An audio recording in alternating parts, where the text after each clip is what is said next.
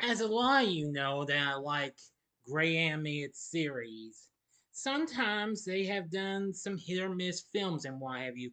And there's this one film that I'm going to be talking about, which is celebrating its 25th anniversary today.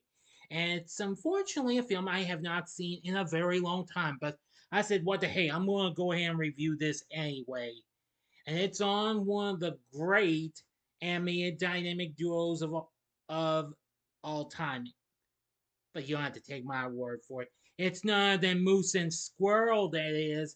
Here's my review of The Adventures of Rocky and Bullwinkle. This is Big D's Entertainment Rankings and Reviews.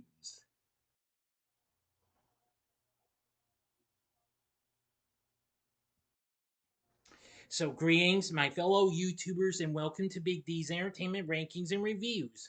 My name is Doyle, better known to as the Big D, and this, excuse me, I got tongue.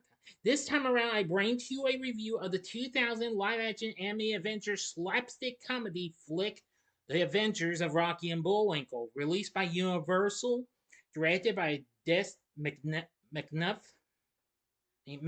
excuse me, based on the animated series of The Adventures of Rocky and Bullwinkle and Friends by Jay Ward. This being the third time we get to see one of Jay Ward's creations on the screen after recently getting outings for Georgia the Jungle and Dudley Do Right. Well, Rocky and Bullwinkle share the screen with live actors portraying their nemesis, fearless leader Boris Vanov and Natasha Fatale, who are played by Robert DeNiro, who also co-produced the film, Jason Alexander, and Rene Russo, plus an all-star cast including Randy Quaid, Piper Perabo, Kenan Thompson, Kel Mitchell, and a host of others. June Foray reprises her role as Rocky the Flying Squirrel, whom she voiced in the original series, while Keith Scott, no relation to original voice actor Bill Scott, voices Bullwinkle and the film's narrator. And as I said, a host of others. I mean, there's a ton of cameos in here. This film was released on June 30th, 2000. Henceforth, today is the film's 25th anniversary. Though unfortunately, it underperformed at the box office, though, but got mixed reviews, though. The film follows the titular characters who are enlisting their help by a young rookie FBI agent to stop their nemesis from taking over the U.S. Well, Rocky the Flying Squirrel and Bullwinkle J. Moose live a melancholic life since their television series was canceled in '64. Their anime home, Frostbite Falls, is deforested. Rocky can no longer fly, and their show's unseen narrator lives with his mother. Meanwhile, their arch enemies, or I was gonna say arch nemesis. Well, they're the same thing. Fearless leader Boris Vanov and Natasha Fatale have all lost power in Pennsylvania following the end of the Cold War. They escape by tunneling to a Hollywood film studio where they trick executive Minnie Mogul into signing a rights contract to their series and greenlighting a potential film, dragging the villains out of the animated world and transforming them into live action characters. 6 months later, Fearless Leader and his minions have founded RBTV, really bad television, a cable television network in New York City that is programmed to control the population by brainwashing American audiences to vote for Fearless Leader as the next president. FBI Director Cappy Von Trappman deploys rookie agent Karen Sympathy to recruit Rocky and Bullwinkle to stop RBTV's intended broadcast. Karen travels to a movie generating lighthouse in LA, summoning the two characters and the narrator into the real world. After learning of Rocky and Bullwinkle's return, Fearless Leader deploys Boris and Natasha to destroy them. They are given the CDI, computer degenerating imagery, a laptop like weapon that can trap cartoon characters within the internet. Their truck is stolen by Karen, who is swiftly arrested by Oklahoma State police troopers when Natasha poses as her. Boris and Natasha steal a helicopter to continue their pursuit. Karen is sent to prison but manipulates a love struck Swedish guard named Ole to help. Yeah, oh, that's it. All right. To help her escape, Rocky and Bullwinkle are picked up by teens Martin and Lewis, who are students from Bullwinkle's alma mater, Wassama U. Boris and Natasha launch an elaborate plan to assassinate Bullwinkle, donating a check to the university in his name, inspiring the academic board to award Bullwinkle with an honorary Mooster's degree. As Bullwinkle addresses the students, Rocky regains his ability to fly, stopping Boris from killing Bullwinkle with the CDI. Boris and Natasha chase Rocky and Bullwinkle through Chicago, but inadvertently disintegrate their helicopter in the process. Karen reunites with the duo, but they are arrested again by numerous state troopers. They are tried for numerous misdemeanors in 10 states, but the presiding judge cameo dismisses the charges after recognizing Rocky and Bullwinkle, informing the DA, district attorney, that celebrities are above the law.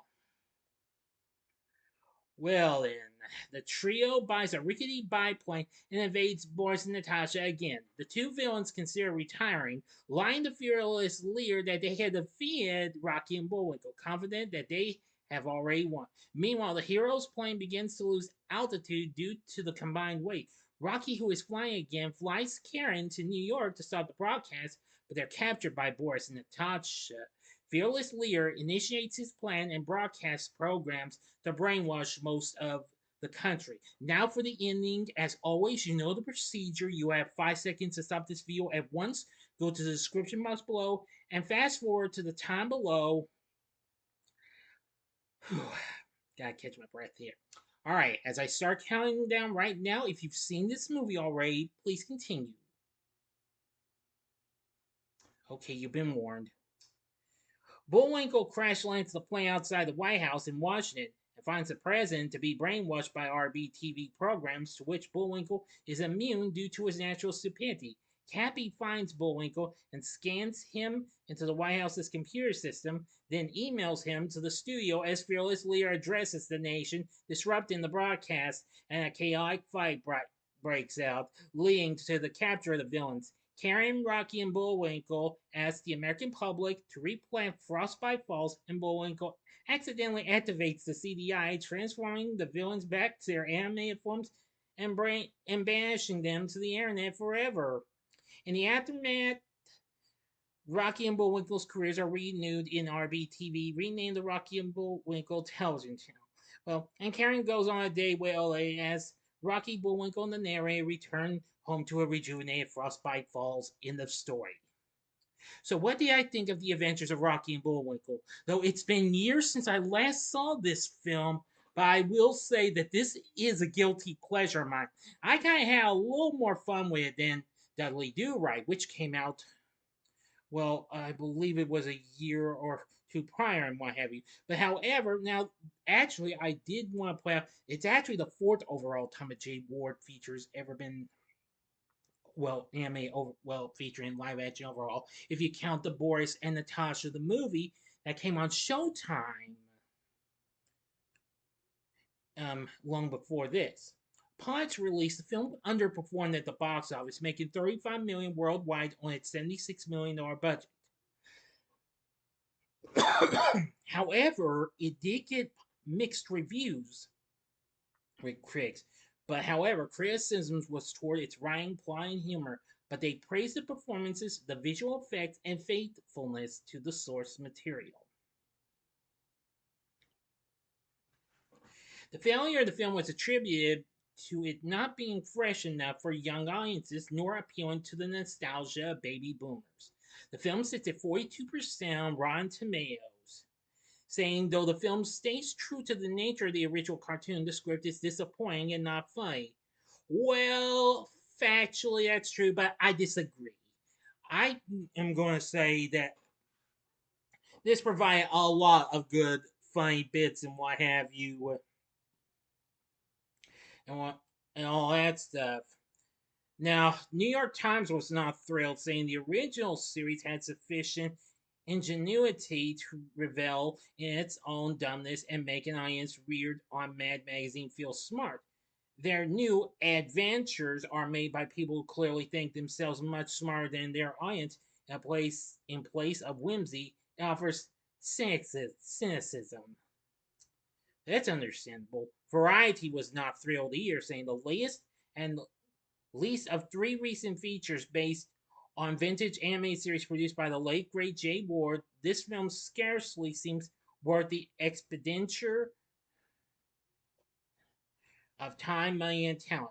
However, Roger Ebert was impressed with, saying it has the same mixture of dumb puns, corny side gags, and sly, even sophisticated in jokes. It's a lot of fun. The film, unfortunately, was nominated for two stinkers bad movie awards,